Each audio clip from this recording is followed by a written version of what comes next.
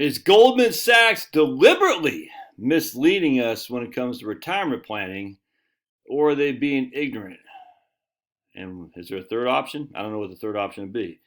Because deliberately would be nefarious. Being ignorant means they don't know. And I can't imagine Goldman Sachs would not know. And I mean, being nefarious, what service? I don't know, man. I mean, it doesn't make any sense at all. So anyway, is it a combination of being ignorant and I don't know. A company like Goldman Sachs, with all that freaking money they got, you tell me they don't know the current state of financial planning and retirement planning? It's insanity, man. And so why would you can't, I bet they don't. I bet they don't, frankly. I bet they hire marketing people to write this stuff. Anyway, so let's look at this. Making sense of the retirement income quagmire. It's a quagmire, everybody. Though many individuals look forward to retirement, it's not as easy as one might hope. Our survey found that individuals reach retirement with insufficient savings, and then need to manage spending and income generation, all the while estimating how long their savings will last. Okay. Surveyed these retired individuals, 75, did they give us a number? 75% were 65 or above, 23% were that, 2% were my age, 49% were male, 51% female. That's discriminatory against men, obviously, because anytime it's not 50-50, it's inherently discriminatory, like the wage gap. That's so stupid. It's commonly suggested that 70% pre-retirement income is needed to maintain the standard of living in retirement. This is where the marketing team at Goldman Sachs has not done any work on financial planning knowledge. It's commonly suggested that 70% pre-retirement income is needed to maintain the standard of living in retirement. But based on survey findings, only 25% reach retirement and receive at least 70% pre-retirement income. And more than half receive less than their 50% of their pre-retirement income. So I'm telling you right now, it's commonly suggested that you need 70% pre-retirement income. And now they're going to take that commonly suggested insanity and they're going to say, our survey, only 25% reach retirement with at least 70% pre-retirement income. And more than half receive 50%. It's like the long-term care freaking fallacy. So they're going to create this straw man, and then they're going to beat the straw man down with the fear that you don't have enough income in retirement. Now, we're going to go into it. Trust me, hang in there. All right, so let's keep going down here. We got annual retirement income need. 70% or more of the pre-retirement income. So we got, 25% of retired respondents had more than 70%, and that's going to be a win, according to Goldman Sachs. Whereas 29% had less than 40%. 22% had less than 50. So I mean, between those two, that's freaking 51% had less than 50% of their pre-retirement income. Oh my goodness, that's not gonna work. What was your biggest fear about retiring? Leaving a steady paycheck, what I call a petty stay check, and having sufficient savings. Healthcare needs, the big three. Look at that. Inflation concerns last year wasn't even the top, was 0, now it's 13. So right there. What are they going to do now? What do the media do whenever they have what people are concerned about? They focus on that like crazy. Isn't it weird that we're watching tennis? My wife loves tennis, and I guess there's a new tennis match coming in now. They're allowing Wimbledon. They're going to allow the Russians and Belarusians to rejoin Wimbledon. Okay, is the war in Ukraine over? No, but it's the thing of the day, dude. It's like literally the thing, and we all fall for it. It's so stupid. We all fall for it. Be it COVID, Ukraine, the freaking trans stuff right now. The next year will be. They just play us for fiddles, man. You just got to turn it off, man. You got to turn it off.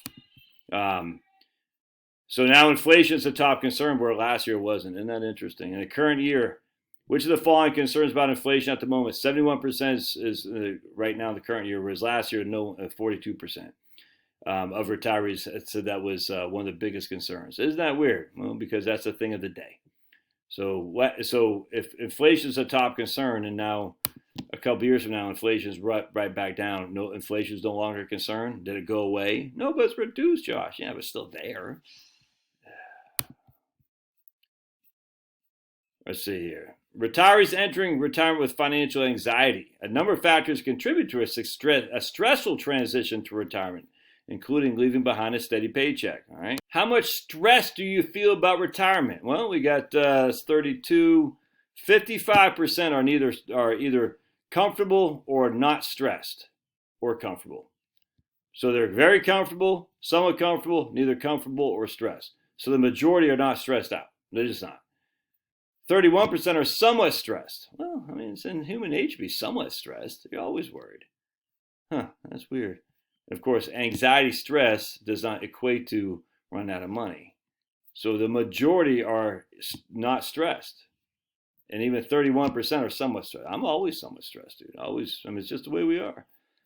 56% of retirees said they retired earlier than they planned. Okay, and now hold that in mind. 56% of retirees said they retired earlier than planned.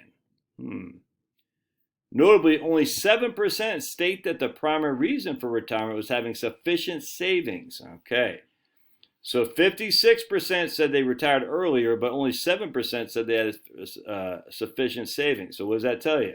That the people who retired earlier than planned inherently did not believe they had sufficient savings, which would be these people right here. But even that, half of the people, 56%, retired earlier than they planned, 7% because of sufficient savings. So basically half of the people, 49%, retired earlier than they planned without sufficient savings, according to Goldman Sachs.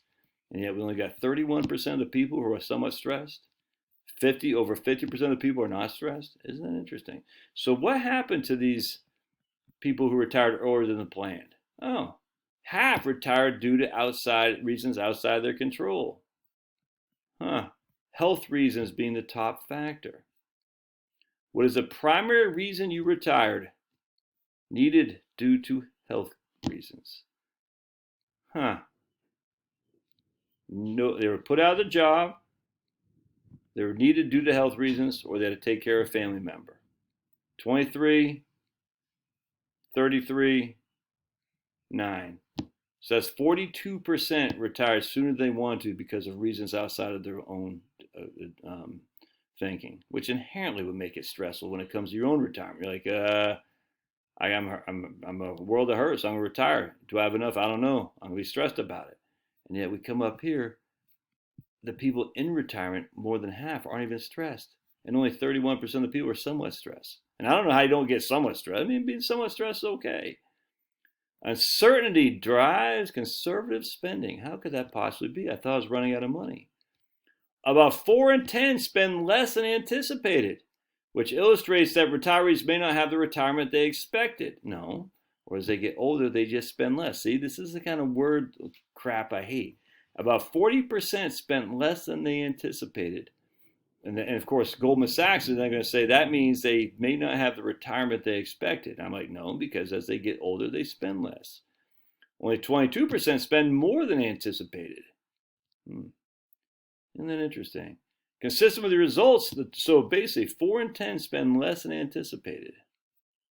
Isn't that interesting? So consistent with the results, the top action people have taken is reduce their spending. How did we reduce their spending? Or they reduce their spending inherently when the paycheck stops coming. And we can validate that very easily. Watch this. Here's Goldman or JP Morgan's retirement guide to retirement. Annual average household spending with households with 250 and 750 investable wealth. Here they are, 45 to 49. Here they are, 75 to 79. 85,000, 52,000. Why is that? Oh, housing includes mortgage. What? So if you don't have a mortgage, guess what? This is going to be narrow too. Healthcare becomes a bigger expenditures. Food and beverage is purple, becomes lower. Transportation becomes lower. Someone should write a book on this. I am. Don't worry, folks, it's coming. Charitable contributions become higher. Why? How can you have higher charitable contributions when you have no money? Average spending is highest at midlife, right here for your old buddy Josh.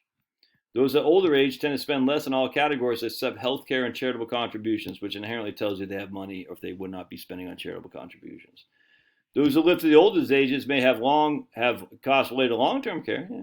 On average, total spending is relatively flat in the later life for those with estimated for assets with 250 or 750. Yeah, exactly. So here's part-time work as preferred source of retirement income. Yeah, if you want, no qualm with that. Not a bad way to generate, meet people, keep your mind active, get some sun if you're outside digging ditches. But why would Goldman Sachs say this, that you need 70% of pre-retirement income when the actual data from the BLS, so let's see where JP Morgan's is it from the BLS? I'm not sure. Slide sources and disclaimer. Let's take a look. They might have surveyed people. I'm not sure where they got their data from, but it's a BLS, Bureau of Labor Statistics. I mean, you can just look at it yourself, which is great because I love it. I mean, look at that. So 86,000 to 50,000. Or was it 52,000? 52. What was it? Yeah, 52 divided by 86, something like that. 60%. 60%. Yeah. And then you're increasing your charitable contributions. If you're increasing it, inherently you're not running out of money. It's so stupid. The ID needs 70% fixed, adjusted for inflation of your pre-retirement income to have maintain your standard of living. Have these people not maintained their standard of living? Inherently they have. That's why their increases in charitable contributions are going up. If your mortgage is paid for, does that mean you're not maintaining your standard of living because you don't need the mortgage income in which to pay the mortgage, which means you have less income? All right. Love your thoughts. We'll see ya.